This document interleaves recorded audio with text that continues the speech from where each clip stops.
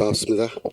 우리 빌립보서 우리 공부할 시간입니다. 빌립보서 우리 1장 7절부터 할 차례예요. 지난주에 6절까지 했습니다.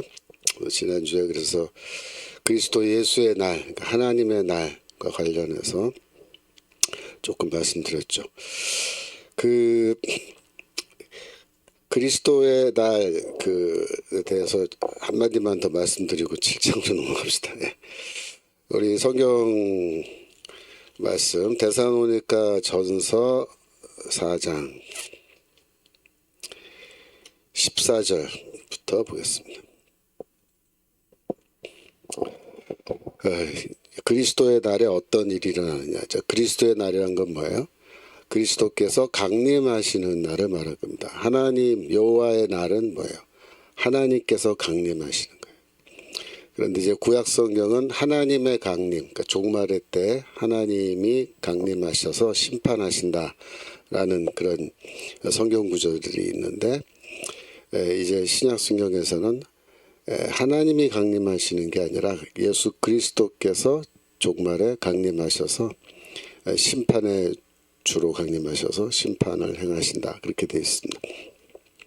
데살로니가전서 4장 14절, 15, 16절은 대표적인 강림에 대한 말씀입니다. 우리가 예수에 죽었다가 다시 사심을 믿을진대 이와 같이 예수 안에서 자는 자들도 하나님이 저와 함께 데리고 오시라.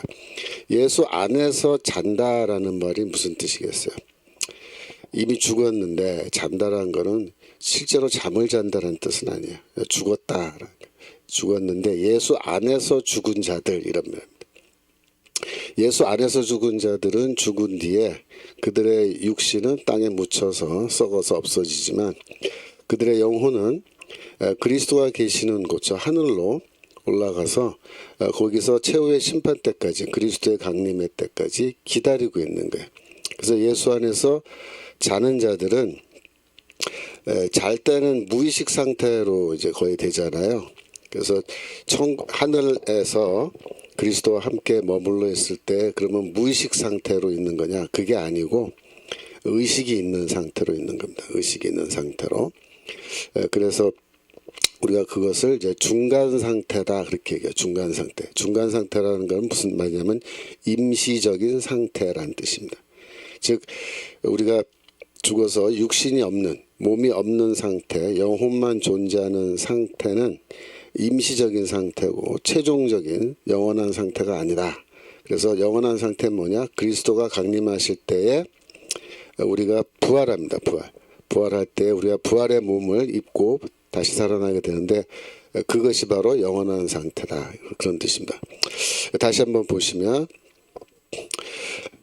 예수 안에서 자는 자들도 하나님이 저와 함께 데리고 오신다. 그래서 예수께서 강림하실 때에 혼자 이렇게 오시는 것이 아니라 이전에 이 세상에 살다가 죽은 모든 성도들을 데리고 이제 강림하신 겁니다. 15절 우리가 주의 말씀으로 너에게 이것을 말하노니 주 강림하실 때까지 우리 남아있는 자도 자는 자보다 결단코 앞서지 못하리라. 이건 무슨 말이냐면은 이제 부활의 때 누가 먼저 부활하느냐, 그 질문입니다. 먼저 부활하는 거는 이미 죽은 자들이 먼저 이제 일어난다, 그렇죠. 죽음 가운데서 일어난다. 그래서 그들이 먼저 부활하고 강림할 당시에 살아있는 자들은 그 다음에 이제 부활의 몸을 입게 된다, 그런 뜻입니다. 그래서 그들은 이제 살아있는 상태에서 주께서 강림하신 것을 우리가 직접 이제 보게 될 때 우리의 몸이 우리도 모르는 사이에 부활의 몸으로 바뀌어져 있는 것을 깨닫게 될 것이다, 그런 말입니다. 16절 주께서 호령과 천사장의 소리와 하나님의 나팔로 친히 하늘로 쫓아 강림하시리니 그리스도 안에서 죽은 자들이 먼저 일어나고, 그리스도 안에 자는 자들이 그리스도 안에서 죽은 자들이죠. 그들이 먼저 일어나요. 17절 그 후에 우리 살아남은 자도 저희와 함께 구름 속으로 끌어올려 공중에서 주를 영접하게 하시니 그리하여 우리가 항상 주와 함께 있으리라. 그래서 우리 살아남은 자도 우리가 부활하여 부활의 몸을 입어 주를 영접하고, 그죠? 그래서 우리가 항상 주와 함께 있다. 그 말 영원히 주와 함께 있게 됐다. 그것이 뭐야? 그것이 영원한 생명이고 영원한 삶이고, 그것이 바로 천국으로 들어가는 거, 하나님의 나라로 들어가는 겁니다. 그래서 그리스도께서 강림하실 때, 언제? 그리스도의 날, 예수 그리스도의 날에 강림하실 때 그런 일이 일어난다 말입니다. 자, 7절로 넘어갑니다. 7절. 빌립보서 1장 7절.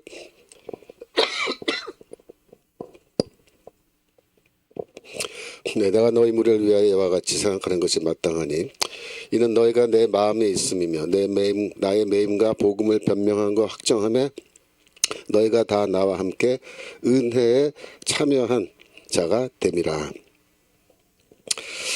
내가 너희 무리를 위하여 이와 같이 생각하는 것이 마땅하다. 그 말은 뭐예요? 내가 이렇게 생각하는 것이 매우 당연하다. 왜냐? 너희들이 내 마음속에 있기 때문이다. 그렇게 너희들이 내 마음속에 있다. 그래서 이 바울의 마음속에 빌립보 성도들이 있다. 그렇게 얘기합니다. 빌립보 성도들이 바울의 마음속에 있다. 이 8절에 가시면은 이제 내가 예수 그리스도의 심장으로 너희 무리를 어떻게 사모하는지 하나님이 내 증인이시다. 이렇게 말해서 아주 너무나 뭐랄까 뜨거운 사랑을 고백하는 듯한 그런 이제 말을 하는데, 다시 7절로 올라가셔서 너희가 내 마음속에 있다. 이렇게 말합니다. 여기서 나의 매임이라는 것은 뭐예요? 내가 감옥에 있는 것, 그런 말입니다. 감옥에 있는 것. 네, 복음을 변명함과 이렇게 말할 때, 변명이라는 말은 법정 용어입니다. 그래서 법정에서 피고가 자신을 변호하는 걸 말하는 거예요. 그거를 복음을 변명한다, 변호한다. 그 다음에 확정은 뭐냐면 증거를 제시하여 자신의 주장을 증명하는 겁니다. 이것도 다 법정에서 이렇게 하는 거죠. 내가 유죄냐 무죄냐에 대해서 이제 법정에서 피고가 자기 자신을 변호할 때 나는 뭐 무죄다. 왜 그러냐? 이것이 증거다. 그렇게 이제 이야기하는 건데, 이게 다 뭐냐면 바울이 감옥에 갇히고 이제 재판을 받는 그 과정을 얘기하는데, 이 감옥의 갇힘과 또 바울이 재판을 받는 이 모든 과정 속에서 빌립보 성도들이 너희가 다 나와 함께, 이게 나와 함께 은혜에 참여한 자가 됐다. 그렇게 말합니다. 그래서 너희들이 다 나와 함께 지금 법정 싸움을 하고 있다. 나와 함께 감옥에 갇혀 있고 나와 함께 변호하고 나와 함께 확정하는 이 일에 너희가 나와 함께 참여하고 있다. 그런데 그것을 은혜에 참여한다. 그렇게 말하죠. 은혜. 그 말은 무슨 뜻이에요? 바울이 모든 것을 하나님의 무슨 저주라든가 하나님의 뭐 심판이라든가 그런 걸로 이해하지 않는다. 이 감옥에 갇힌 것조차도 내가 은혜로, 하나님의 은혜로 그렇게 생각하고 있다. 이런 말입니다. 근데 이렇게 바울의 그 감옥에 갇혀 있는데, 바울과 함께 이 법정에서 또 감옥에 있는 바울과 함께 이렇게 싸우는, 법정 싸움을 하는 그런 교회는 빌립보 교회밖에 없는 거예요. 그러니까 바울이 세운 교회가 여러 개가 있잖아요. 그죠? 뭐 여기저기 교회 많이 세웠는데, 바울이 이렇게 지금 로마 감옥인 것 같은데, 로마 감옥에 갇혀서 이렇게 그 외롭게 또 법정에서 싸우는 이 모든 일을 할 때 끝까지 함께하는, 이 바울과 함께하는 그런 교회는 빌립보 교회밖에 없는 거예요. 뭐 데살로니가 교회, 뭐 고린도 교회, 뭐 에베소 교회 등등 뭐 교회들 많았죠. 하지만 빌립보 교회만 끝까지 바울과 함께 이 모든 싸움에 참여하는 겁니다. 우리가 이 재판과 관련된 걸 조금 우리가 공부를 해봐야 되는데, 자, 사도행전 22장 30절. 사도행전 22장 30절. 22장 30절. 예. 이튿날 천부장이 무슨 일로 유대인들이 그를 송사하는지 실상을 알고자 하여 그 결박을 풀고 명하여 제사장들과 온 공회를 모으고 바울을 데리고 내려가 저희 앞에 세우니라. 23장 1절.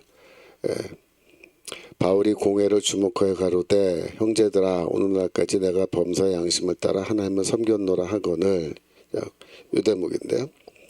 이거는 뭐냐면은 이제 바울이 처음 이제 체포되었을 때, 그러니까 예루살렘 마지막으로 방문하고 이제 체포되었을 때 이 천부장은 이제 로마의 그 군인이죠. 천부장이 바울을 폭동에서 구출했는데 그 유대인들의 공회, 그 산헤드린이라 그래요. 유대인들의 최고 법정입니다. 그 법정에서 법정을 모으고 거기서 바울을 세워서 도대체 유대인들이 왜 바울을 그렇게 공격하는 건지 그걸 알아보기 위해서 이제 그 앞에 세웠다. 그래서 그걸 일종의 그것도 이제 재판입니다. 재판이에요. 그래서 재판을 진행하는 장면입니다. 23장 6절로 내려가시면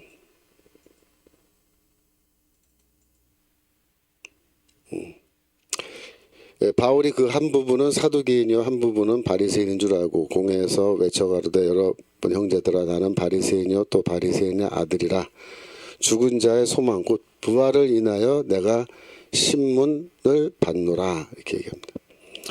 그러니까 바울이 그 피고로 법정에 서서 뭐라고 얘기하냐면 내가 여기 끌려온 이유는 내가 지금 죄를 지은 것도 아닌데 내가 여기 끌려온 이유는 다름이 아니라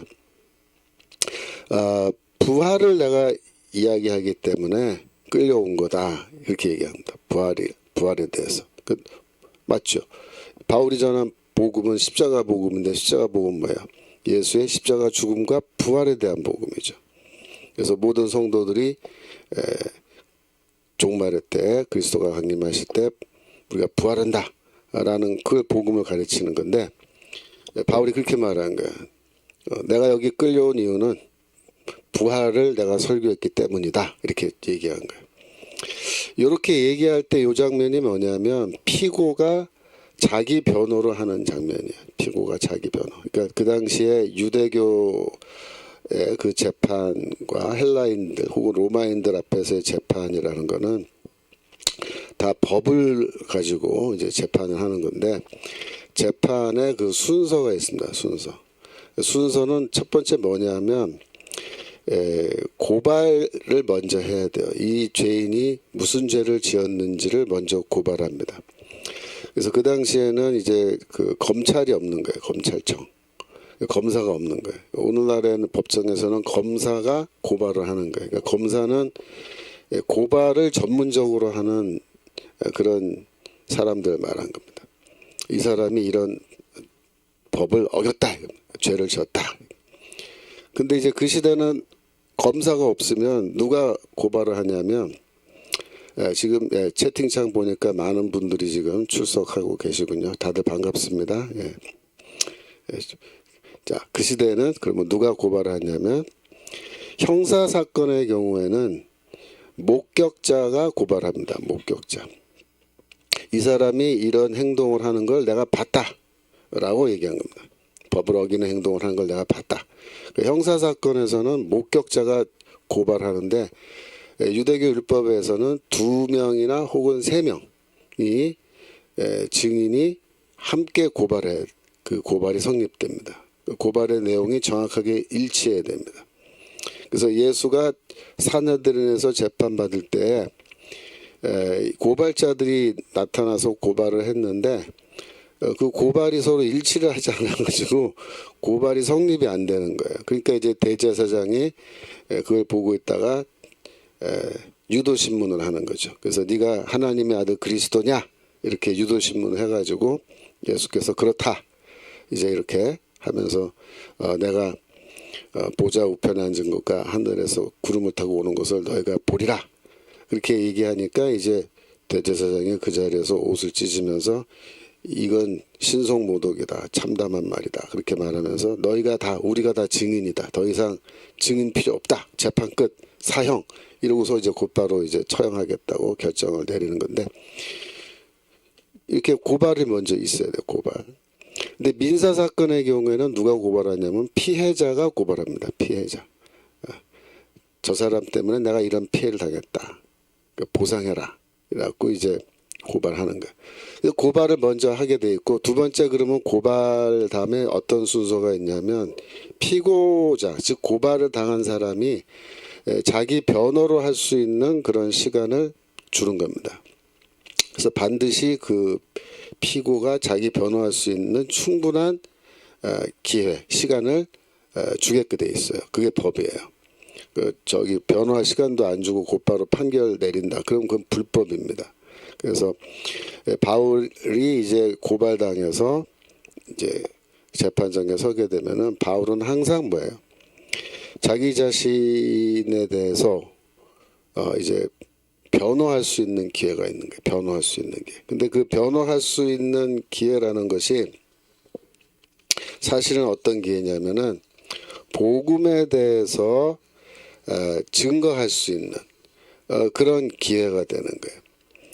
복음이라는 거를 왜 증거하게 되느냐?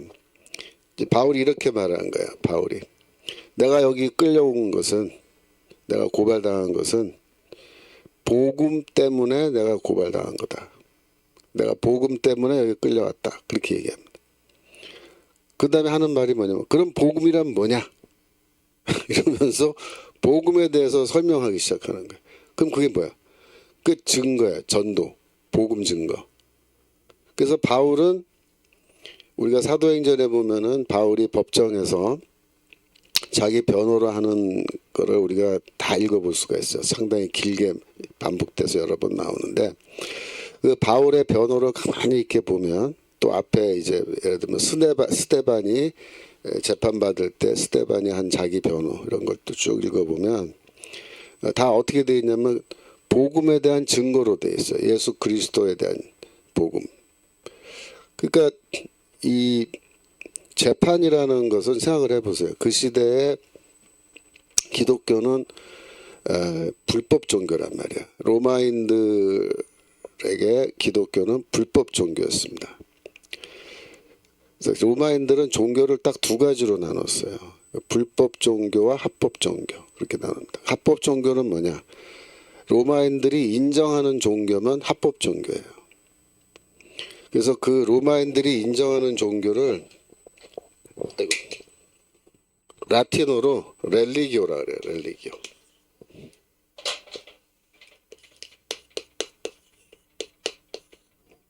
이게 합법 종교예요. 그러니까 우리 영어의 릴리전이란 말이 여기서 온 거예요. 렐리기오. 불법 종교를 뭐라 불렀냐면 슈퍼스티지오.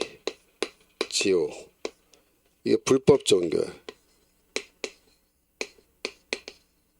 영어로 슈퍼스티션 여기 n만 더 붙이면 슈퍼스티션이죠. 그러니까 슈퍼스티지오라는 말이 라틴어에서 왔는데 이게 무슨 뜻이에요? 슈퍼스티션? 이게 이걸 슈퍼스티션은 미신이라죠. 미신 우리말로.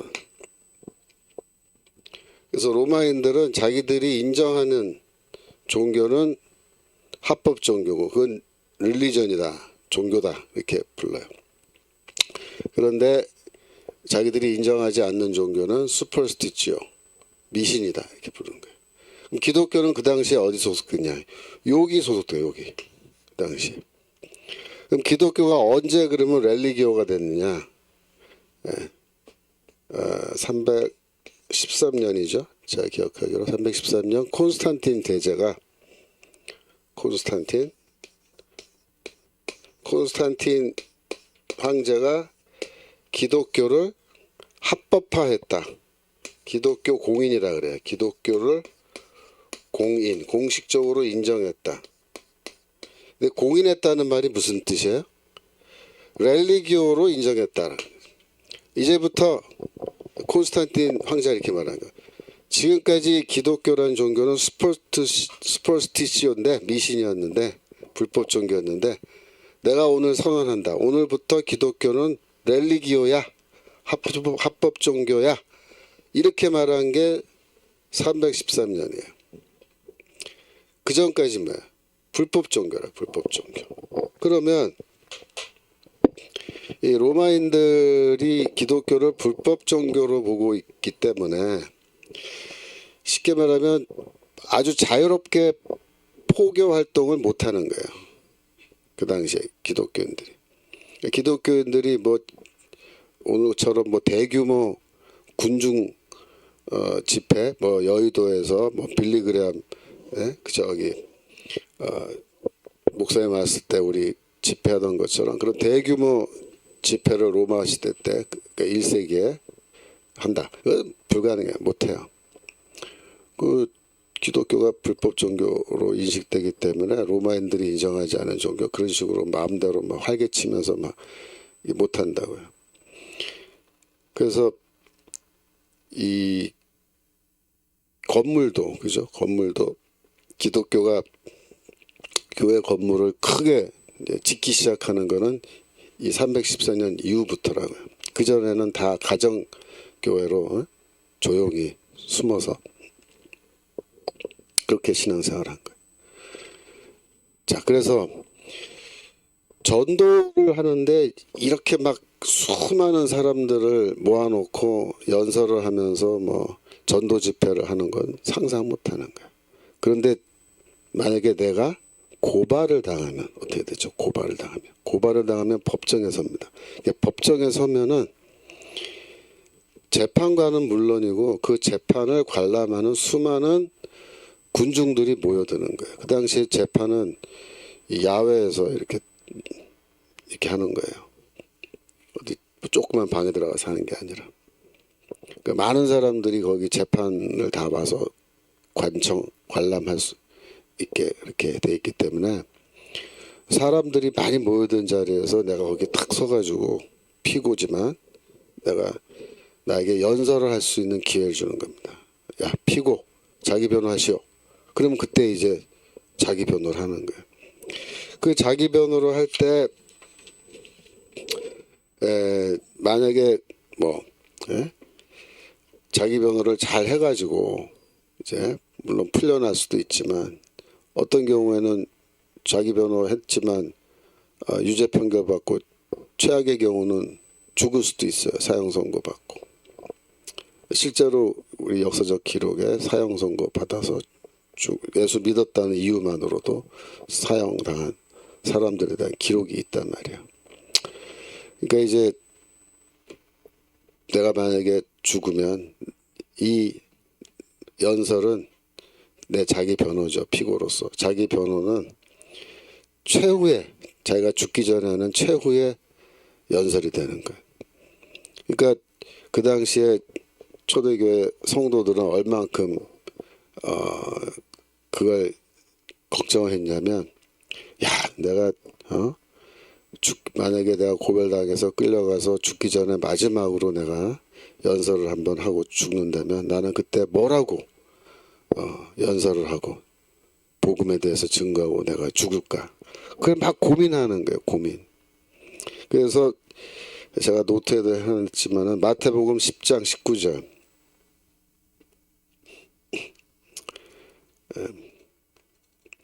마태복음 10장 18절부터 볼까요? 또 너희가 나를 인하여 총독들과 임금 앞에 끌려가리니, 끌려가는 게 뭐야?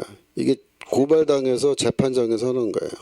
이는 저희와 이방인들에게 증거가 되게 하려 하심이라.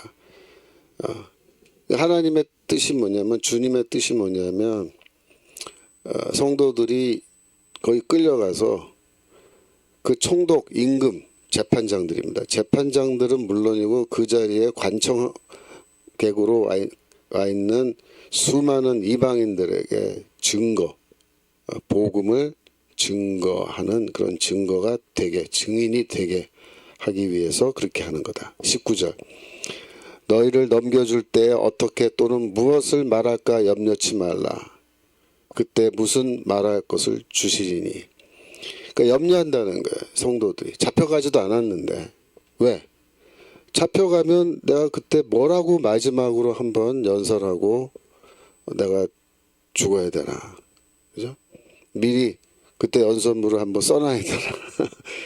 그래서 잡혀가지도 않았는데 고민한다는 거예요.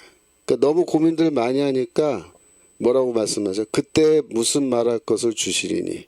20절. 말하는 이는 너희가 아니라 너희 속에서 말씀하시는 자 곧 너희 아버지의 성령이시니라. 그래서 걱정하지 말아라. 그때 법정에서 뭐라고 복음을 증거할지 걱정하지 말아라. 아버지께서, 하나님께서 또 성령님께서 그때 가면은 뭐라고 말을 해야 될지, 뭐라고 연설해야 될지 다 알려주신다. 그러니까 지금부터 미리 너무 걱정하지 말아라. 이렇게 말하는 거예요. 21절 보시면 장차 형제가 형제를, 아비가 자식을 죽는데 내어주며 자식들이 부모로 대적하여 죽게 하라. 그러니까 무슨 말이야? 가족 간에도 고발한다. 이거야. 고발한다. 형제가 형제를, 그러니까 안 믿는 형제가 믿는 형제를 고발하는 거죠. 안 믿는 부모가 믿는 자녀를 법정에 고발해요. 예수 믿는다. 그렇게 고발해서 대적하여, 그죠? 죽게 한다. 죽게 한다. 복음 때문에 심지어 가족 간에도 이렇게 서로 고발을 하고, 그죠? 죽음으로 내어모는 그런 정도의 아주 뭐랄까요? 증오, 그죠? 가 생긴다. 그래서 복음이 처음 시작될 당시에 이 초대교회 성도들이 겪은 일은 우리가 지금 경험하는 것하고는 상당히 다른 겁니다. 그래서 이제 사도행전 24장 1절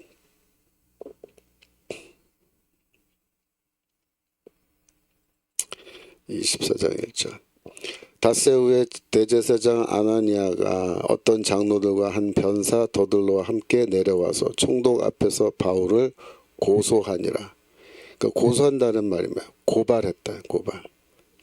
근데 재밌는 게 로마 총독 앞에서 이제 재판이 열린 건데, 대제사장이 원래 예루살렘에 있어야 되잖아요. 근데 이 사람이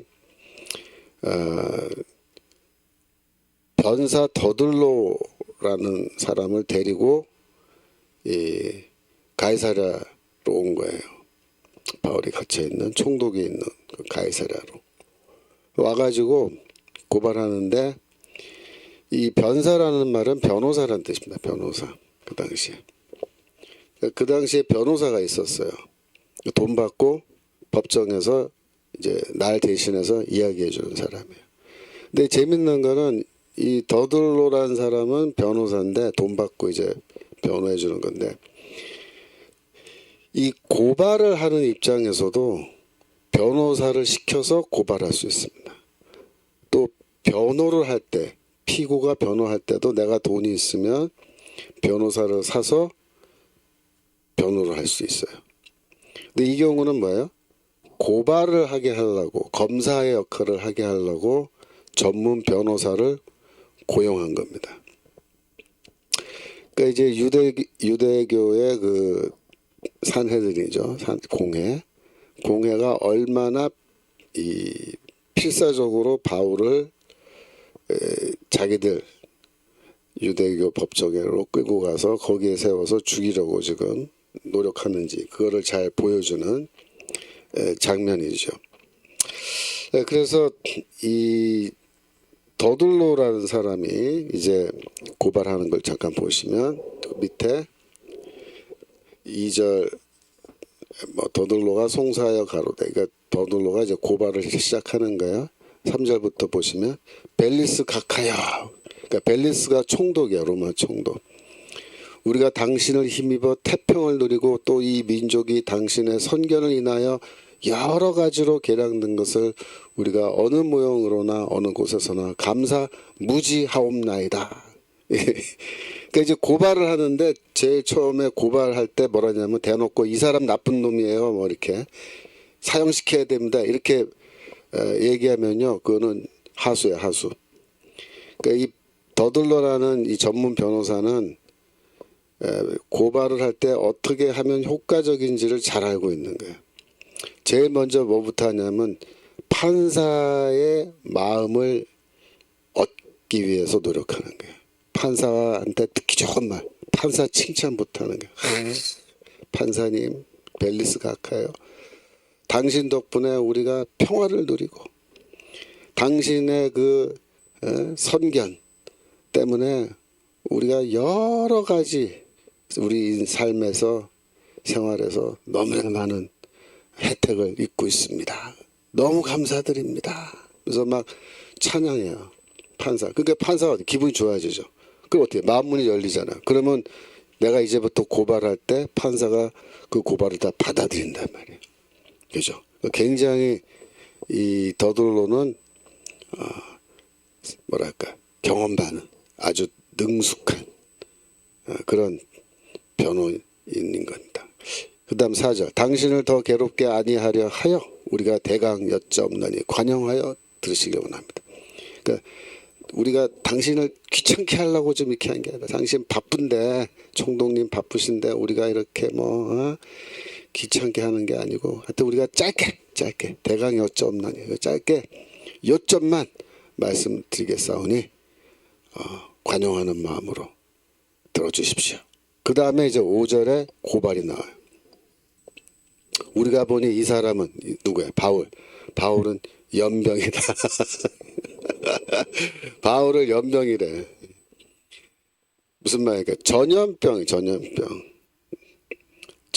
같은 자.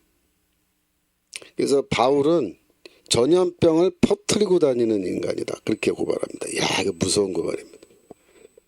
천하에 퍼진 유대인을 다 소욕해 하는 자요. 유대인들이 온 세상에 흩어져서 살아가고 있는데 헬라인들, 로마인과 더불어서 그 유대인들을 찾아다니면서 뭐야? 소욕해 한다. 사회 불안을 야기한다. 그런 말.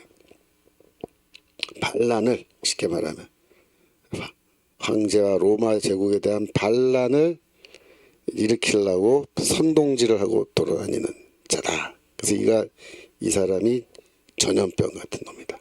그렇게 막 엄청나게 강력하게 고발하는 겁니다. 그러면서 뭐냐? 나사렛 이단의 괴수다. 나사렛 이단이 뭐야?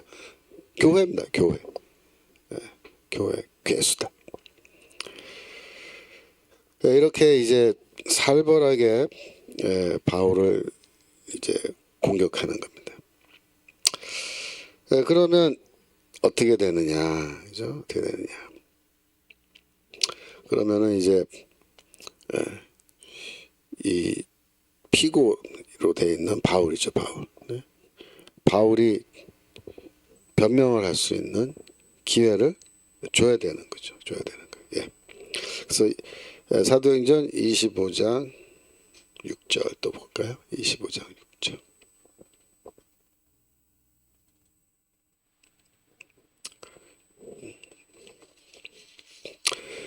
베스도가 그들 가운데서 8일 혹 10일을 지낸 후에 가이사랴로 내려가서 이튿날 재판자리에 앉고 바울을 데려오라 명하니. 그죠? 그가 나오매 7절. 예루살렘에서 내려온 유대인들이 둘러서서 여러 가지로 중대한 사건으로 송사하되 능히 증명하지 못한지라. 그러니까 이게 증명. 아까 빌립보서 1장 7절에 확증이란 말 나죠. 확증. 그러니까 고발을 하는데 고발자는 뭘 해야 돼요? 자기의 고발이 정확하다, 사실이다라는 것을 증거로 증명해야 돼요. 그래야 판사가 받아들입니다. 그냥 막 대놓고 아무 말이나 막 던지면은 그러면 고발이 되는 게 아니에요. 예. 그래서 증명을 못하는 거예요. 그 다음 8절 보시면 바울이 변명하여 가로되, 이 말이 뭐야? 변명하여.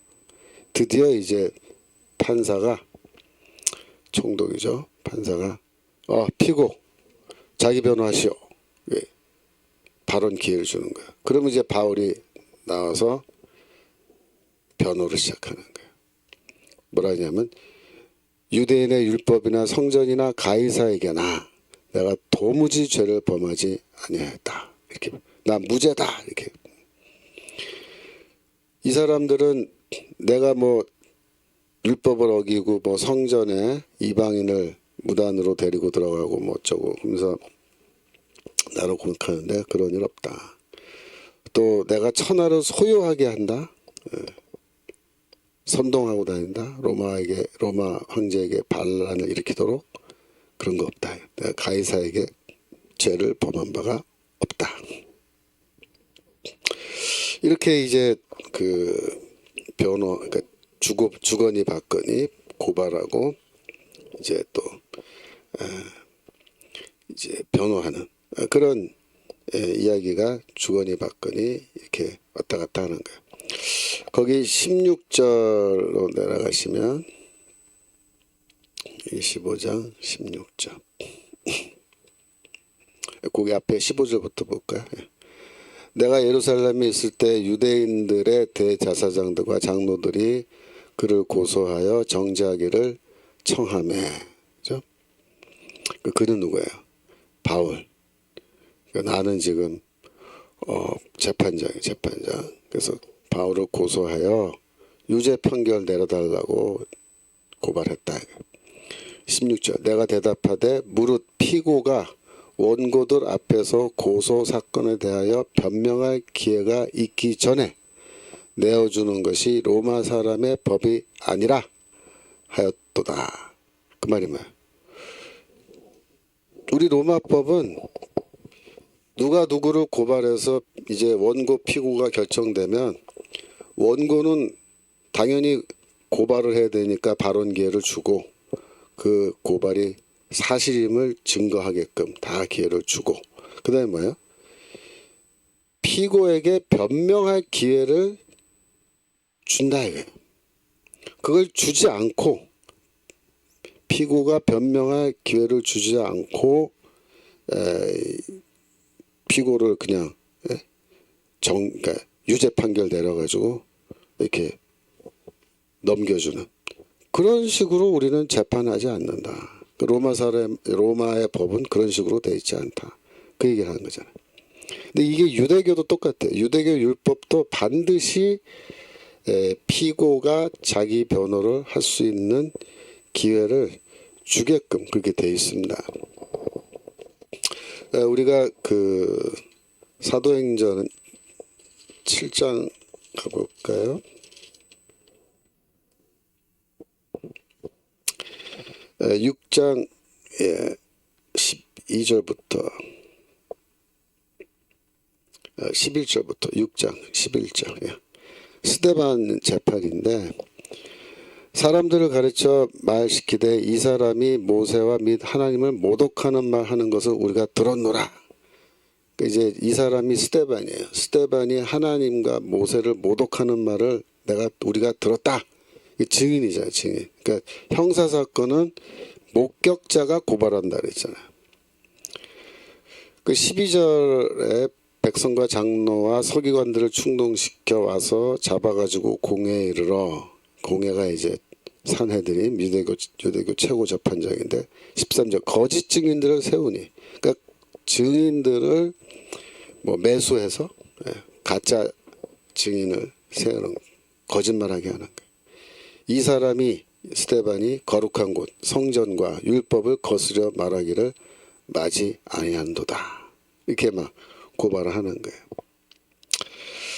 그러니까 이제 7장 1절 가시면 그 아래 내려가시면 돼요. 7장 1절로 좀 내려가시면 대제사장이 가로되 이것이 사실이냐 이렇게 물어요. 그 말이 뭐예요? 너 이렇게 너를 고발하는데 이 고발이 맞는지 틀리는지 네가 피고로서 자기 변호해 하면서 자기 변호를 할 수 있는 시간을 주는 거예요. 기회를 주는 거예요. 그러니까 2절에 스데반이 가로되, 그 피고잖아요. 스데반이 피고인데 입을 열고 이제부터 뭐라는 거예요? 법정에서 자기 변호하는 거예요. 그런데 이제 스데반이 자기 변호하는 걸 쭉 들어보면요, 엄청 길어요. 7장 2절부터 시작했는데 저기 7장 53절까지가 이게 다 스데반의 자기 변호예요. 근데 우리가 이거를 스데반의 설교라고도 얘기를 하죠.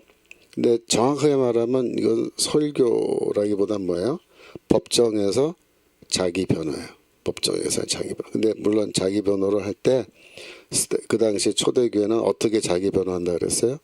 예수에 대해서 증거하는 거예요. 왜? 이렇게 자기 변호하는 거예요. 내가 여기 끌려온 것은 예수 그리스도의 복음 때문이다. 예수는 누구냐? 또 복음은 뭐냐? 이거다. 이렇게 설명하는 거예요. 그러면 그게 복음 증거고 예수 그리스도에 대한 증거잖아요. 그렇게 이제 변호를 하는 거예요. 그래서 우리가 하나 더 보시면 26장 1절 잠깐 보겠습니다. 사도행전 26장 1절. 예. 여기서도 아그리빠가 바울더러 이르되 너를 위하여 말하기를 내게 허락하노라. 그 말 아그리빠가 이제 재판장이에요. 그 바울한테 야, 이 저기 고발 끝났어 이제 너 자기 변호 해. 허락한다. 네가 이제 발언할 수 있는 기회 주겠다. 하니 이에 바울이 손을 들어 변명하되 26장 2절 예. 아그리빠 왕이여 유대인이 모든 송사하는 일을 오늘 당신 앞에서 변명하게 된 것을 다행히 여기옵나이다. 그러면서 바울도 굉장히 이제 변호하는 입장인데 지혜롭게 얘기해요. 그러니까 바울은 돈이 없으니까 변호사를 고용 못해요. 그러니까 바울은 직접 하는 거예요. 예. 예. 지금도 계속해서 많은 분들 들어와 계시는데 예. 하는자 성도님 예. 반갑습니다. 예. 그래서 이제 그 바울이 뭐 돈이 있어도 사실 바울이 변호사를 구하지 않았겠죠. 왜냐하면 자기가 직접 얘기해야 복음에 대해서 강력하게 증거할 수 있으니까. 그러면서 3절에 보면 특히 당신이 유대인의 모든 풍속과 및 문제를 아심이다. 그러므로 내 말을 너그럽게 들으시기를 바라옵나이다. 여기서도 바울이 이 재판장에게 뭐랄까 예의를 갖춰서 그죠. 재판장이 이렇게 마음문을 열고 내 이야기를 들을 수 있도록 그 변호 초반에 이런 얘기를 하는 거예요. 그래서 이런 것들이 다 뭐예요? 법정 싸움입니다. 법정 싸움. 그 사도행전의 상당 부분은 뭐야? 법정 싸움으로 돼 있습니다. 법정에서 바울과 또 다른 사도들이 어떻게 고발당하고 어떻게 그 고발에 대해서 자기 변호를 하면서 복음을 증거했는지 거기에 대해서 쭉 얘기하는 거예요. 지난번에 그 우리 정광 목사님 하시는 말씀 제가 유튜브 통해서 들었는데 아니 그 판사가 그 판결을 재판을 진행하는 중에 전 목사님이 이제 피고인데 우리 측 변호사가 이제 변호를 하기 위해서 같이 따라갔음에도 불구하고 변호할 수 있는 기회를 제대로 주지도 않고 변호하려 그러면은 판사가 오히려 말을 자르고 이런 식으로 재판을 진행했다라는 그런 말씀하신 거 제가 들었는데 그건 불법입니다. 아니 2000년 전 로마 시대 때에도 로마법이 그렇게 돼 있지 않아요. 유대교의 율법도 그렇게 돼 있지 않아요. 그러니까 그 시대에 고대 시대의 이 법 법이란 거는 굉장히 희귀한 겁니다. 고대 시대 뭐 법이란 게 솔직히 말해서 칼이 법이고 주먹이 법이지 뭐 법이란 게 어디 있었겠어요. 그러나 유대인들은 하나님이 율법을 주셨기 때문에 법이란 게 있어서 그 법으로 통치한 거예요. 법으로 재판하고. 근데 이방인 중에서 이 로마인들은 이 법에 대해서 매우 뛰어난 견해를 갖고 있었던 거예요. 그러니까 우리가 그 고대 제국 중에 무슨 뭐 바빌론 뭐 그 이전에 아시리아 등등 해가지고 페르시아 뭐 다 있었고, 그래서 오늘날 우리가 고고학자들이 뭐 함무라비 법전 뭐 그래가지고 뭐 그때 그 당시에 법 이 돌판에 새겨놓은 거 그런 거 좀 알고 있고, 그래서 그때도 법이 좀 있긴 있었겠죠, 그죠? 그러나 로마인들은 그런 수준이 아닙니다. 로마인들은 아주 세련된 아주 정교한 그런 법 시스템을 만들고 그 법으로 재판하고 법으로 이 자기들이 정복한 이 제국을 다스린 거예요. 그래서 로마 제국이 왜 그렇게 오랫동안 지속됐느냐, 여러 가지 이유가 있지만 법을 갖고 있었기 때문에. 법을, 로마법. 이 법은 공평한 거란 말입니다. 공정한 것이고 재판도 공정하게 하고. 하여튼 그래서 이 고대 시대에도 피고가 발언할 수 있는 기회를 충분히 주고 그 발언을 막지 않았어요. 여러분, 스테반이 아까 예? 그렇게 길게 자기 변호하는데, 예? 예를 들어서 스테반이 우리 조상 아브라함이 그러면서 시작하잖아요. 아브라함. 아니 자기 변호하려니까 왜 아브라함부터 시작해요. 그래서 아브라함에서 뭐 이삭으로 해가지고 뭐 애굽으로 또 이민 가서 뭐 돌아오고 뭐 이런 모든 이야기를 쫙 하는데 그걸 듣고 있어요. 아니 만약에 그 판사가 잠깐, 아니 아브라함이 무슨 뭐 또 모세가 뭐 어쩌고 이게 당신 건하고 무슨 상관이야, 그 집어쳐 그러면서 그렇게 해요? 아니 그 스데반을 돌로 쳐 죽인 그 산헤드린 예루살렘의 공회도 그런 식으로 재판 안 했어요. 그거 묵묵히 듣고 있습니다. 왜? 이 피고에게 발언을 할 수, 자기를 변호할 수 있는 기회를 충분히 줘야만이 그것이 뭐야? 공정한 재판인 거예요. 공정한 재판. 아무도 그거를 제지하지 않아요. 끝까지 듣고 있단 말이에요. 근데 물론 마지막에 이제 사람이 지은 이 성전, 예루살렘 성전에 하나님 계시지 않다 이러고 이제 해버리니까 그때는 더 이상 못 참고 이제 뒤집어져서 스데반 돌로 쳐 죽여버리는데, 무슨 말씀이냐면 재판은 공정하게 해야죠. 피고가 변호사를 데리고 왔고 변호사가 피고를 위해서 변호하는 거면 뭐 본인이 말하건 변호사가 말하건 그 충분히 변호할 수 있는 시간을 줘야 되는 거예요. 그래야지 이게 공정한 재판이죠. 근데 그런 식으로 안 하고 그런 식 뭐 변호를 하는 거를 제지하고 기회를 안 주고 더 나가서 그건 재판 아니에요. 그건 재판관도 아니에요. 2000년 전에 이미 로마법이 피고에게 보장하고 있는 자기 변호권을 오늘날 한국 서초동에 있는 판사란 것들이 그 보장 안 한다? 그 법을 제대로 공부한 겁니까? 법을 집행하는 거예요? 그래서 우리가 오늘날의 이제 서초동을 정확하게 봐야 돼요. 그래서 오늘날 서초동 뭐 검찰이고 서초동 재판관들이 재판부가 할 거 없이 정신 나간 놈들 수두룩하고 이 법에 대한 공정한 법정신이란 것은 사라지고 겁쟁이들만 모여가지고 지금 이제 이재명 재판 어떻게 돌아갈 건지 이제 우리가 두고 보면 알겠지만 이재명 재판 담당한 판사는 지금 밤에 잠을 못 잘 거예요. 오금이 저려서 보나마나 지난번에도 판사 도망가 버렸잖아요. 나 이거 판결 못하겠다. 그런 배짱도 없는 놈들이 무슨 법 공부해서 판사복 입고 거기 앉아서 방망이나 두들기고 그런 썩어 빠진 놈들이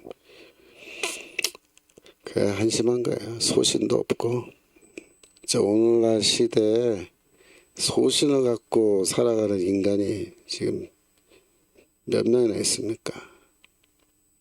우리가 소신을 지켜야 돼요. 용기를 가져야 되고 그 모범을 우리가 성경에서 찾아야 되는데 좀 이따 내가 또 말씀드리겠지만 바울은 담대하다 해서 담대하게 복음을 증거합니다. 겁먹지 않아요. 겁먹지 않아요. 진리를 위해서는 겁먹지 않아요. 진리를 말하는 것에 있어서는 거리낌이 없어요. 사실관계를 밝히는 건데 이 재판이라는 거는 사실관계를 밝혀가는 그 재판에서 법의 절차도 제대로 지키지 않고 판결을 내려. 자, 다시 돌아와서 그래서 우리가 이 apology라 그럽니다. apology 영어로. 아이고.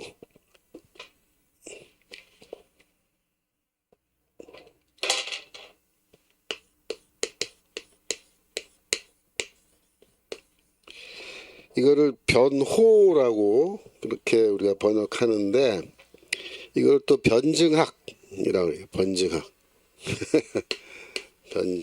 변증학이라고도 해요. 그러니까 우리가 변증학이라는 게 뭐야? 복음을 어떻게 변증하느냐 하는 건데 이 사도행전에 나와 있는 상당 부분의 기록이 뭐예요? 복음에 대한 변증이에요. 아폴로지. 그래서 바울이 복음을 변호하는 겁니다. 그 바울은 나는 무죄다라고 이렇게 주장을 하면서도 그 주장을 할 때 항상 복음에 대해서 얘기하는 거예요. 복음에. 그러니까 이 바울이 하는 이 모든 이야기는 사실은 복음 증거가 되는 거죠. 복음 증거가 되는 거예요. 복음을 전파하기 위해서 바울이 노력하는 겁니다. 그러니까 법정에서도 복음 증거하는 거예요.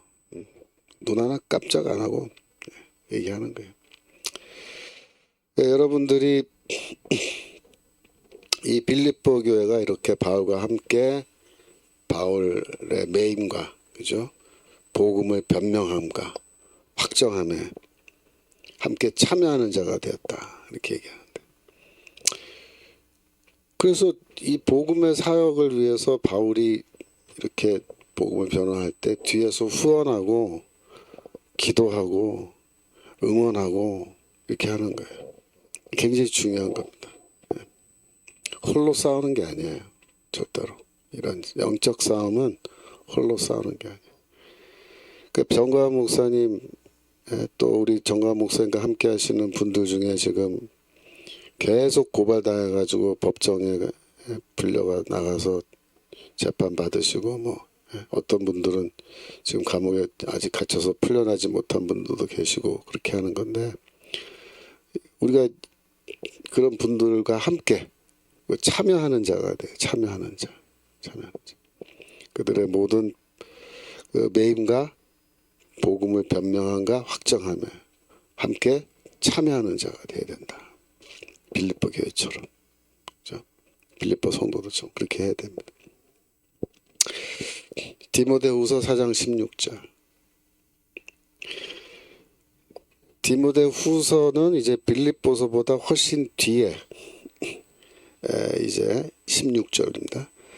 쓰여진 책이니까 이제 바울이 아마도 처형당해서 죽기 전에 이제 마지막 남긴 편지가 아닌가 이렇게 보는데, 내가 처음 변명할 때 나와 함께한 자가 하나도 없고 다 나를 버렸으나 저에게 허물을 돌리지 않기를 원하노라 그랬습니다.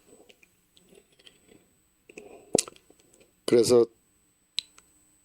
마지막 바울이 이제 재판은 길게 갔거든요. 긴 기간 동안 재판받고 이제 이렇게 할 때, 변명할 때라는 말이 뭐예요? 재판받고 내가 자기 변호하고 이렇게 할 때, 나와 함께 했던 사람들이 있는데 그 사람들 중에 지금 내 곁에 남아있는 사람이 없다. 다 나를 버렸으나, 이렇게 말해요. 다 나를 버렸으나.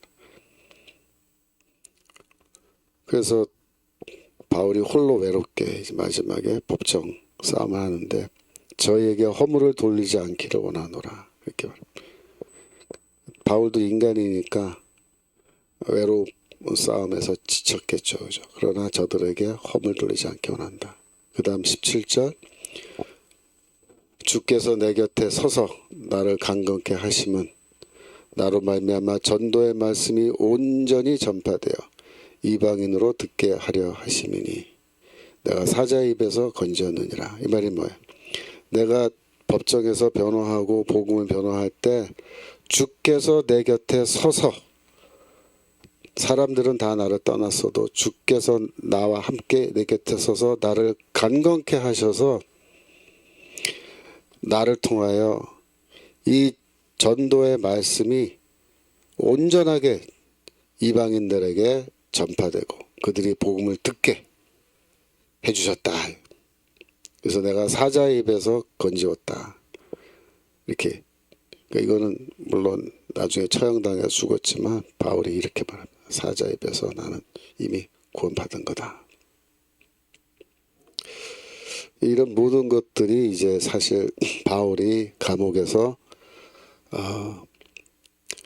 재판받으면서 지속적으로 그가 이제 그 변호하고 이렇게 해야 되는 모든 과정을 말한 거예요. 근데 저는 뭐 개인적으로 제가 무슨 고발을 당해가지고 제가 법정에 서서 이렇게 재판을 받아온 경험은 저는 없습니다만, 과거에 이제 미국에서 제가 잠깐 목회한 적이 있는데, 제가 그 목회하던 교회가 원래 그 재판하던 교회였어요. 교회 분쟁이 생겨서 그 전에 있던 뭐 원로 목사님, 담임 목사님 두 분이 이렇게 관계가 안 좋아지는 그런 일 때문에 싸움이 나가지고 교회가 분열돼서 재판을 오래 하던 교회였는데, 제가 어떻게 하다가 그 교회 담임 목사가 제가 돼가지고, 뭐 어떻게 하다가 하나님 섭리죠 물론. 하여튼 그래가지고 제가 본의 아니게 재판을 저희 교회가 하는 거니까 담당자가 담임 목사잖아요 결국. 그 담임 목사로서 제가 그 재판에 참여해서 한 2년 반 정도 제가 재판을 해본 적이 있어요. 그래서 LA에 있는 그 항소법원이라고 합니다. 항소법원에 제가 뭐 2달에 한 번, 많이 갈 때는 이제 한 달에 한 번 정도 이렇게 법정에 가서, 저는 우리 측 변호사가 있으니까 변호사가 물론 다 이제 발언하고 하지만 저는 뒤에 앉아가지고 이제 방청하는 거예요. 방청객으로. 왜냐하면 이 재판이 어떻게 흘러가는지를 알아야 제가 또 교회에다가 얘기해서 뭐 조치를 취하고 하니까. 근데 그게 사실 가서 보면요, 제가 이제 경험한 건데, 아주 스트레스가 많아요. 스트레스. 예. 이게 마치 롤러코스터 타는 것 같다 그래요. 어떤 날은 뭐 이길 것 같다가 어떤 날은 또 가면 질 것 같다가 막 이게 오르락 내리락 엎치락 뒤치락 막 그러니까 그게 막 스트레스 엄청 주는데 나중에는 이제 포기해버려. 에이, 그냥 대대로 되라. 더 이상 스트레스 받기도 싫다. 막 그 정도로 되는데 힘듭니다. 그래서 이 영적으로 굉장히 안 좋아요. 이 법정에 가서 이렇게 불려다니고 거기 서서 재판받는 게 영적으로 굉장히 이 눌리는 그런 종류의 일이에요. 제가 경험해 볼까 그래. 제가 피고도 아닌데 그래. 피고도 아닌데. 민사건이니까 우리는 교회 거는. 그래서 하여튼 제가 그런 경험 해봤는데, 그래서 이제 정광 목사님과 또 여러 도우시는 분들이 법정에 이렇게 가서 재판 받으시고 하는 얘기를 들으면은 제가 그런 경험이 좀 있기 때문에 굉장히 그 영적으로 눌리는 그런 경험이기 때문에 참 우리가 뭐랄까 그런 분들을 위해서 전 목사님 위해서 우리가 기도해줘야 된다. 또 여러 가지로 응원해줘야 된다. 그런 생각을 많이 합니다. 그래서 여러분들께서도 이 전 목사님 법정에서 싸우시는 그런 일도 많다고요. 그 광화문에서 이렇게 하시는 것도 그렇고 목회 모든 게 다 싸움이지만 법정 싸움에서 항상 아까 바울이 말한 것처럼 주께서 내 곁에 서서 나를 강건케 하시면 그랬잖아요. 주님께서 목사님 곁에 서셔서 목사님을 강건케 하셔서 이 모든 걸 잘 견딜 수 있도록 그렇게 기도해 주시기 부탁드립니다. 자, 빌립보서 1장 8절.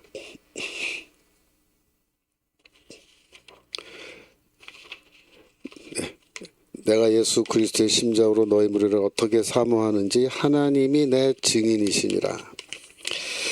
여기서 바울은 이제 빌립보 성도들을 향한 그의 사랑, 그걸 숨기지 않고 아주 노골적으로 표현합니다. 예수 그리스도의 심장으로 너희 무리를 어떻게 사모하는지. 여기서 사모한다라는 이 말은 그리워한다, 보고 싶어한다 그런 말이죠. 그리움의 강도가 매우 강한 거예요. 그래서 이게 헬라어로는 이제 에피포테오라는 동사인데 영어로 번역하면 long for라는 수거는 뭐야? 그리워한다. 얼마나 내가 너희를 그리워하는지 하나님이 내 증인이시다 이렇게 말해. 여기서 이제 심장이라고 그리스도의 심장으로 내가 너희를 사모한다, 그리워한다 이렇게 말할 때 심장이라는 말은 이 스플랑크논이라는 단어인데 이거는 이제 보통 우리가 내장이라고 번역을 하기도 하지만은 여기서는 이 인간의 장기 중에서 심장, 간, 폐 요 부분이에요. 요 부분을 가리키는 말이에요. 내장은 이 아랫부분이잖아. 그게 아니고 요 부분. 심장과 간과 폐. 우리가 말하면 가슴이죠. 가슴.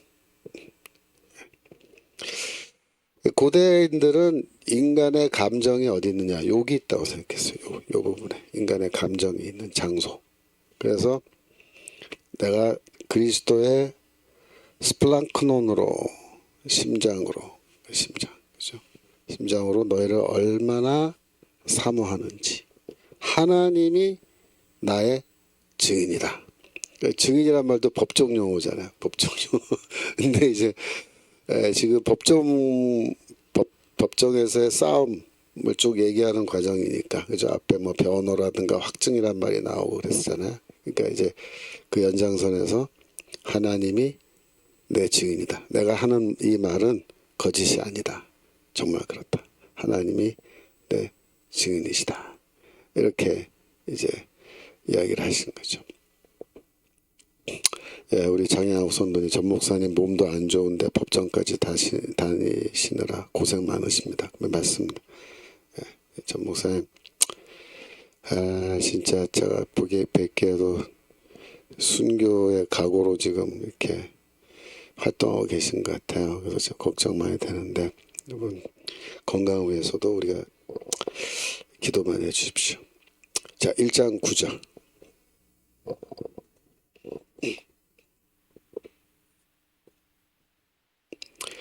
내가 기도하노라 너희 사랑을 지식과 모든 총명으로 점점 더 풍성하게 하사. 바울이 이제 기도하는데 빌립보 성도들을 위해서 기도하는데 그 기도 제목이 이제 소개되는 거예요. 뭐라고 기도하느냐면 첫 번째 사랑이 풍성하게 해달라. 그러니까 사랑을 풍성하게 해달라. 이렇게 기도합니다. 그러니까 나는 너희를 사랑한다.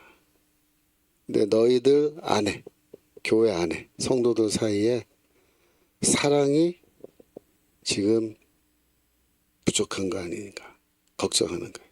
왜? 제가 서론에서도 말씀드렸지만은 4장 2절에서 9절 유오디아와 순두계 사이의 그 싸움, 갈등, 교회 내부 분열이라 했잖아요. 교회로 대립하고 있단 말이에요. 그러니까 이게 사랑하는 게 아니에요. 사랑이 없는 거죠. 싸우고 있으니까. 그러니까 바울이 뭐라고 기도해요. 하나님, 저 빌립보 교회 내가 너무나 사랑하는 교회인데 저 교회가 사랑이 넘치게끔 하나님 사랑을 풍성하게 하여 주십시오. 그렇게 기도한다. 사랑을 풍성하게 해야 된다.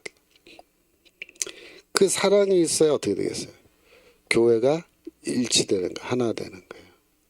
유오디아 순두계가 싸우지 말고 치고받고 싸우지 말고 두 사람이 서로 사랑하게. 그렇죠? 그래서 이 넘치게 풍성하게 해달라는 말은 넘치게 해달라. 그렇게 이제 기도하는데 이 바울은 이 넘치다라는 이 동사 이거를 굉장히 좋아해요. 신약 성경에서 이 넘치다, 풍성하다, 풍성하게 하다 하는 이 동사가 39번 나와요. 근데 26번이 바울서신에 나와요. 그러니까 풍성하다라는 동사의 대부분, 그러니까 3분의 2죠. 3분의 2. 4분의 거의 뭐 3 정도 되나요? 그 정도가 바울서신. 그러니까 바울이 이 동사를 매우 좋아하는 거예요. 왜 이 단어를 좋아할까? 왜 풍성한 걸 좋아할까? 왜냐하면 이 풍성한 것이 이게 미래의 하나님 나라의 특징이기 때문에 그래요. 하나님 나라. 하나님의 나라는요, 뭐든지 풍성한 거예요. 풍성한 거예요. 예를 들어서 아모스서 9장.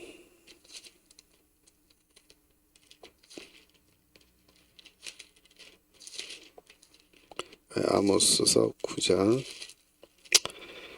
11절부터 볼까요? 이 아모스서 9장, 아모스서가 9장까지밖에 없거든요. 마지막 장인데 11절부터 이 부분이 메시아에 대한 이야기예요. 그래서 그날에 내가 다윗의 무너진 장막, 그 천막을 일으키고 다윗 왕조를 다시 회복한다. 그 틈을 막으며 타락한 것을 일으키고 옛적과 같이 세우고 돼 있죠. 그래서 13절 내려가시면 이 하나님의 나라가 임할 때 어떤 현상이 일어나냐. 가라사대 보라 날이 이를지라 그때 밭 가는 자가 곡식 빼는 자의 뒤를 이으며 포도를 밟는 자가 씨 뿌리는 자의 뒤를 이으며. 자, 한 사람은 곡식을 베고 있어요. 추수를 하고 있어요. 근데 한 사람이 추수하고 지나가면 그 뒤에 뭐예요? 추수한 자리를 또 이제 밭을 갈아가지고 또 씨를 뿌리는 거예요. 포도를 밟는 자가 있고 포도씨를 뿌리는 자가 있는데 씨를 뿌리면은 곧바로 뭐예요? 포도를 수확해서 포도를 밟는다. 그 뭐예요? 포도주를 만들기 위해서 밟는 거예요. 산들은 단 포도주를 흘리며 작은 산들은 녹으리라. 예. 왜 산이 녹아요? 이 포도원이 있으면 포도즙을 짜는 그 틀을 언덕 위에 만들어요. 언덕 위에. 그래서 거기서 이제 포도즙을 짜는데 포도가 너무 풍년이 들어가지고 막 즙을 짜니까 어떻게 되냐면 막 줄줄줄 막 흘러내리는데 얼마나 많이 흘러내리느냐면 산이 녹아내릴 정도로 많이 흘러내린 거예요. 이게 뭐예요? 풍성함이에요. 풍성함. 그래서 하나님 나라의 특징은 풍성함이에요. 근데 이 특징은 원래 에덴 동산의 특징이에요. 에덴에서 아담이 타락하기 이전에 경험한 에덴 동산은 어떤 것이냐? 풍성한 것이 풍성. 아담이 뭐 농사 지어야 돼요? 먹고 살기 위해서 그런 거 없잖아요. 풍성한 거. 그래서 이 풍성함이란 게 굉장히 중요한 하나님 나라의 메시아의 나라의 특징이에요. 그래서 이러한 풍성함이 또 어디서 유래한 거냐면 창세기 49장 10절부터 볼까요? 홀이 유다를 떠나지 아니하며 칠자의 지팡이가 그발 사이에서 떠나지 아니하시기를. 그러니까 이제 야곱이 죽기 전에 아들들을 축복하는 기도를 하는데 유다를 축복하는 거예요. 유다 지파에서 왕이 나오죠. 그래서 홀, 칠이자의 지팡이, 즉 왕이 계속해서 유다 지파에서 나온다. 그런데 실로가 오시기까지 미치리니. 실로가 오신다. 그래서 실로는 누구냐? 도시 이름이 아니에요. 실로는 여기서 메시아를 나타. 메시아가 올 때까지는 다윗 왕조의 왕들이 이스라엘을 다스리고 그에게 모든 백성이 복종한다. 이렇게 말해요. 그런데 이제 메시아 때가 되면 어떻게 되냐? 11절. 그의 나귀를 포도나무에 매며 그 암나귀 새끼를 아름다운 포도나무에 맬 것이며 또 그 옷을 포도주에 빨며 그 복장을 포도즙에 빨리로다. 자, 여러분 포도주요. 요즘에 포도주 얼마 나 비쌉니까? 싸죠. 동네 마트 뭐 편의점 가도 포도주 막 팔고 그러던데 뭐 가격표 보니까 그렇게 비싸지도 않더라고요. 요즘 포도주가 흔한 시대에서 우리가 살고 있는데 고대 시대는 어때요? 포도주가 엄청 귀한 거예요. 엄청 귀한 거예요. 그래서 너무나 귀한 거여서 고대 시대에는 포도주를 어떻게 마셨냐면 물에 타서 마셨어요. 물에 타서. 그러니까 만차를 먹을 때 포도주를 마시는데 그냥 포도주 먹는 게 아니라 물에다가 포도주를 섞어서 음료수로 만들어서 마시는 거예요. 그게 그 당시에 포도주 마시는 법입니다.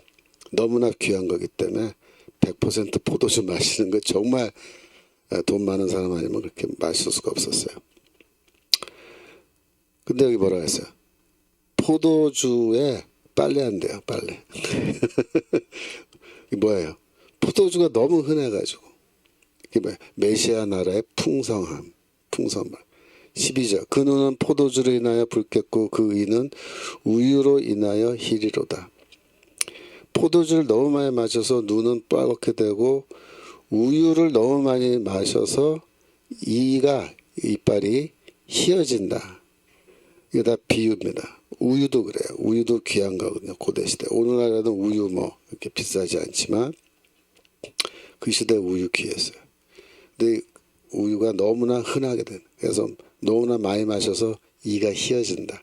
이거 다 비유적인 표현이죠. 정말로 우유 많이 마시면 이가 흰색으로 변하냐 그런 말은 아니에요. 예. 그래서 다 메시아의 나라의 풍성함. 그래서 바울이 그래서 풍성함을 좋아하는 거예요. 뭐든지 풍성해야 돼. 왜? 교회는 하나님의 나라를 미리 맛보는 곳이기 때문에 하나님의 나라를 미리 맛보는 것. 그래서 교회는 뭐야? 뭐든지 풍성해야 돼요. 사랑도 풍성하고, 그죠? 지혜도 풍성하고, 그죠? 우리 채팅창 보니까 사군자 성도님, 교수님 죄송합니다. 솔직히 사기생들은 서명받고 토요방송 독려하고 집회가고 1년을 정신없이들 뛰다 보니 강의를 제대로 못 들었어요. 다시 해야 할 것 같아요. 네, 알겠습니다. 괜찮습니다. 어차피 우리는요, 이 청교도 신학원은요, 졸업식을 하긴 하지만 졸업이 없어요, 여러분. 여러분 졸업식 했다고 이제 유튜브 안 들어오시고 그러면 안 돼요. 1기, 2기, 3기, 4기 다 똑같습니다. 여러분들은 지금 일단 이 학교에 입학해서 지금 공부 시작하시면 최소한 10년은 공부하신다 이렇게 생각하죠. 10년. 이 강의를 한 10년 들으셔야 돼요. 그러니까 저도 그렇고 다른 교수님들 강의 계속 하실 건데, 예를 들어서 제 강의 말씀드리면, 제가 이제 재작년부터 해가지고 갈라디아서 강의 시작했잖아요. 갈라디아서 작년부터인가요? 작년부터. 그래서 갈라디아서 강의 했고, 지금 빌립보서 하고, 요거 다 하고 나면은 이제 데살로니가 전서, 후서, 그렇게 순서대로 나가고, 이제 로마서도 이제 나중에 할 거고 다 할 건데, 이게 무슨 말이냐면, 제가 최소한 바울 서신에 대해서는 다 한 번씩 강의할 거예요. 여러분들이 여기 들어오셔서 제가 강의하는 거 뭐 한 10년이 걸릴지 뭐 덜 걸릴지 더 걸릴지를 해봐야 알겠습니다만은, 제가 자세하게, 그죠? 차근차근히 여러분에게 다 설명드리잖아요. 이게 여러분이 듣고 쌓이면, 이게 성경에 대한 엄청난 이해, 지식 되는 거예요. 그래서 여러분들이 졸업했다고 이제 안 들어오시고 안 돼요. 그러니까 그리고 또 유튜브는 계속 언제든지 시간만 나면은 볼 수 있도록 다 돼 있잖아요. 그러니까 여러분들이 복습하시고, 바빠서 못 들었으면은 그거 다시 클릭해서 들으시고, 제 갈라디아서 강의 못 들으신 분들은 갈라디아서 강의 1번부터 다 순서대로 다 들을 수 있잖아요. 다 들으시고, 그래서 계속해서 들으셔야 돼요. 그래야 이게 쌓이고 쌓여야 여러분들이 신앙이 자랍니다. 여러분 신앙이 자라는 건요, 말씀으로 신앙이 자라야 돼요. 말씀을 배우는 걸 통해서. 말씀 안 듣고 신앙이 자랄 수 없습니다. 하나님이 어떤 분이신지, 그리스도가 누구신지, 어떤 분이신지, 그죠? 어떻게 우리를 구원으로 인도하시는 건지, 그거를 성경을 통해서 이게 이해하셔야 돼요. 그 말씀을 배우셔요. 근데 여러분들 생각해 보세요. 제가 신학교에서 강의하는데 신학생들 목사 되겠다고 와서 등록금 내고 다 배우잖아요. 그죠? 학교 와서 강의실에 앉아서. 여러분들은 뭐 학교까지 안 오고 집에서 유튜브로 이렇게 들으시니까 얼마나 사실 시간도 절약되고 좋아요. 제가 여러분들에게 강의해드리는 거 이거 뭐 신학교에서 강의하는 거랑 틀리지 않아요. 똑같아요. 제가 여러분들 신학생, 장신대 신학생 수준으로, MDB 학생 수준으로 지금 가르쳐 드리는 거예요. MDB 학생들도 3년밖에 공부 안 하는데 제 강의를 열심히 듣는 학생도 몇 개 못 듣고 졸업해요. 근데 여러분들 저랑 같이 여기서 뭐 앞으로 계속 한 10년 딱 공부한다고 마음 먹고 들으시면요, 여러분들이 나중에 이 말씀에 대한 지혜와 지식이 신학생들 뭐 목사님 수준에 거의 도달할 거예요. 그러니까 제가 예전에 그런 농담을 한번 했는데, 여러분들 다 신학 박사 만들어 드린다고 제가 농담했는데, 사실 그 수준으로 제가 해드릴 수 있습니다. 맘만 먹으면 얼마든지. 자, 다시 돌아와서 보겠습니다. 그런데 9절, 다시 1장 9절. 지식과 총명으로 사랑을 풍성하게 하시는데 지식과 모든 총명으로 풍성하게 하사, 그렇게 말해요. 빌립보서 1장 9절. 보여주세요. 너희 사랑을 풍성하게 하는데 지식과 모든 총명으로 풍성하게 한다, 이렇게 말하죠. 그래서 이 지식, 총명, 지혜죠. 지식과 지혜, 이게 굉장히 중요한 거예요. 여러분들이 예수가 우리를 구원으로 인도하신다라고 하셨을 때, 예수 그리스도가 우리를 어떻게 구원으로 인도하시냐, 두 가지입니다. 첫 번째 뭐냐면, 예수께서 선생으로 오셔서 우리에게 말씀을 가르쳐 주심으로 우리가 구원으로 인도되는 거예요. 이게 첫 번째가 중요해요. 두 번째가 뭐예요? 십자가에서 죽고 부활하심으로 우리를 구원으로 인도해 주신 거예요. 근데 우리가 두 번째는 얘기를 많이 들었죠, 여러분이. 예수가 십자가에 죽으심으로 우리가 구원받았다. 그런데 그 전에 뭐가 있냐면 예수가 십자가에서 죽으시기 전에 제자들과 함께 3년간 같이 지내시면서 말씀을 가르쳐요. 말씀을.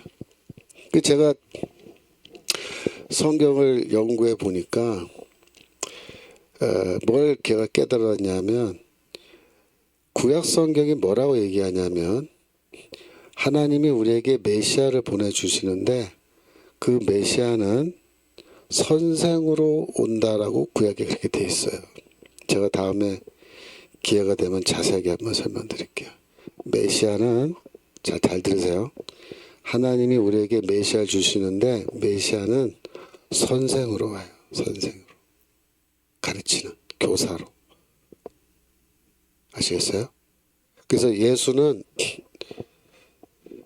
종말에 하나님이 우리에게 보내주신 메시아인데 그 메시아는 뭐예요? 교사예요. 교사. 선생님이에요. 예수는 우리에게 선생으로 찾아오신 거예요. 우리 어떻게 해야 돼요? 배워야 돼요. 왜?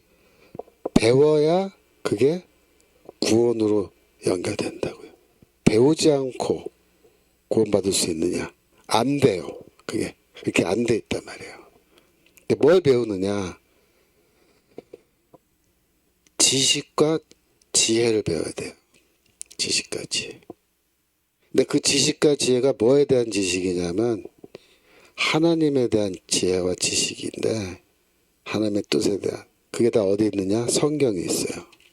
그러니까 신구약 성경이 바로 하나님이 또 그리스도가 우리에게 가르치기 원하시는 이 지식과 지혜의 저장소라고요. 저장소. 그래서 우리가 성경을 가르치고 열심히 배우는 거예요. 이걸 배워야 우리가 구원에 도달하기 때문에. 그 믿음, 우리가 물론 믿음으로, 예수를 믿음으로 구원받죠. 행위가 아니고. 믿음으로 구원에 도달하는데 그 구원의 여정에 뭐가 필요하냐면 배우는 게 필요한 거예요. 그래서 지식과 모든 총명으로 사랑을 풍성하게 해달라. 실제로는 뭐야? 바울이 이렇게 기도한 거야. 사랑도 풍성하게 하게 해주시고 지식과 지혜도 풍성하게 해주십시오. 그렇게 기도하는 거야. 빌립보 교회들이 지혜와 지식으로. 근데 그 지혜와 지식이 어디에서 나오는 지혜와 지식이에요? 뭐 세상의 어떤 학문, 철학, 인문학 그런 겁니까? 아니에요. 요즘 신학자들이 크게 착각하고 있는 게 뭐냐면 입만 열면은 뭐 인문학을 공부해야 된다 이따위 소리들 하는데 세상에 어떤 인문학이 우리에게 이런 지혜와 지식을 줍니까? 네? 어떤 인문학이? 뭣도 모르는 것들이 인문학 떠드는 거예요. 솔직히 말하면.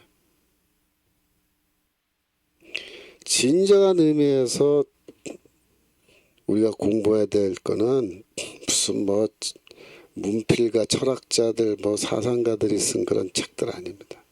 그게 아니고 성경 자체야. 성경 자체. 성경에 인문학을 능가하는 지혜와 지식이 있는데 그거를 공부를 안 하니까 이게 모르니까 이 안에 진짜 인문학은 여기 성경에 다 있어요. 이 성경에 다 인문학이 있다고요. 사실 인문학을 능가하는 게 있어요. 사실 인문학을 능가하는 게. 그런데 그걸 발견을 못하니까 이 멍청한 것들이 성경도 모르는 것들이 인문학을 읽어야 된다고 이따 소리 나고. 거의 학교 가끔가다 저희 학교 정문에 플랜카드가 걸려요. 무슨 행사 플랜카드. 뭐 인문학 어쩌고 저쩌고. 나 진짜 그 볼 때마다 웃겨가지고 인문학 뭐 누구의 인문학을 말한 거야? 아니에요. 그래서 배우셔야 됩니다. 여러분들 지금 채팅창에 보니까 여러분 많은 분들이 말씀해주고 계시는데 사군자님 교수님 열심히 듣고 다음날 다 잊어버렸는데 머리가 돌인가 봐요. 괜찮아요. 잊어버려도 자꾸 듣다 보면 그게 머릿속에 이게 다 심겨져요. 그래서 반복해서 들으시면 돼요. 반복. 여러분들이 그 하루 일과를 보내시면서 뭐 하고 시간 남으시면 뭐 하면 좋겠어요. 그죠? 그래서 저도 운전할 때도 그렇고 하여튼 시간 되면은 그래서 유튜브 많이 보잖아요. 그죠? 유튜브 볼 때 여러분들은 이거 청교도 신학원 유튜브 많이 들으시면 최고 좋습니다. 최고 좋아요. 예. 그래서 이 지혜와 지식, 자 보세요. 이사야서 11장 1절. 이사야서 11장 1절. 이새의 줄기에서 한 싹이 나며 그 뿌리에서 한 가지가 나서 결실할 것이요. 이게 메시아에 대한 얘기야. 이새가 누굽니까? 다윗의 아버지라고요. 그러니까 다윗의 아버지인 이새의 줄기에서 한 싹이 난다. 이게 다윗이거든요 원래. 그래서 이때 이 싹은 지금 다윗이 이미 죽었단 말이야. 역사적으로 보면. 근데 지금 이새 줄기에서 한 싹이 나온다. 그 메시아가 등장한다. 그 뿌리에서 한 가지가 나서 결실한다. 그래서 이 싹, 이 누구냐? 이게 메시아인데 2절이 중요해요. 자, 2절. 여호와의 신, 곧 지혜와 총명의 신이요 모략과 재능의 신이요 지식과 여호와를 경외하는 신이 그 위에 강림하시니. 근데 하나님의 신입니다. 여호와의 신. 그게 뭐예요? 성령이에요. 성령. 성령이 메시아에게 강림하는데 어떤 종류의 성령이냐 그걸 관심 갖고 봐야 돼요. 지혜와 총명의 영입니다. 지혜와 총명의 신. 모략과 재능의 신. 지식과 여호와를 경외하는 신. 그렇죠. 이렇게 다 뭘 말하는 거예요? 지혜와 지식, 총명, 모략 이게 다 뭐야? 같은 얘기하는 거예요. 지혜와 총명, 지식과 지혜.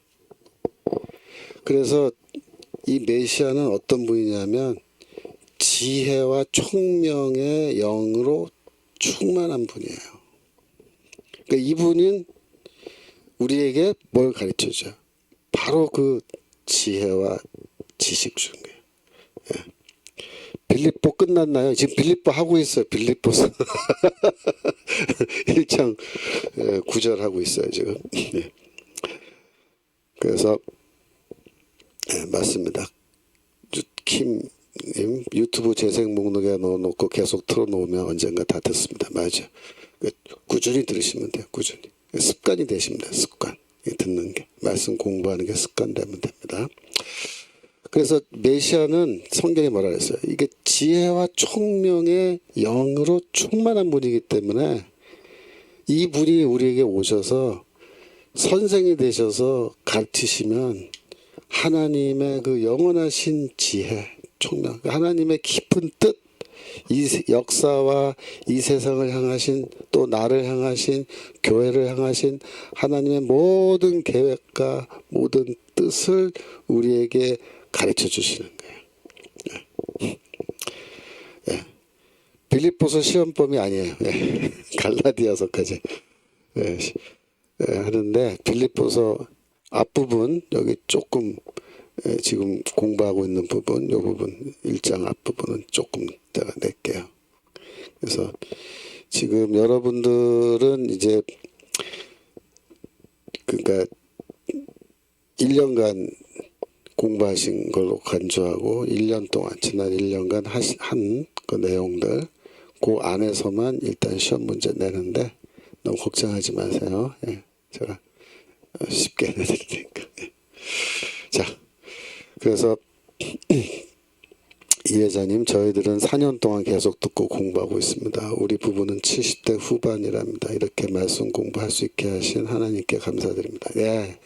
감사합니다. 그래서 4년 동안 들으셨고 앞으로도 계속해서 들으시고 그래서 여러분들이 지혜와 지식으로 풍성한 그런 경험을 하시길 바랍니다.